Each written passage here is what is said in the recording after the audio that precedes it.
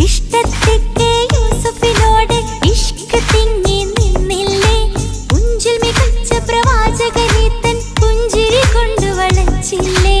ഇഷ്ടത്തിക്ക് യൂസുഫിനോട് ഇഷ്ക് തിങ്ങി നിന്നില്ലേ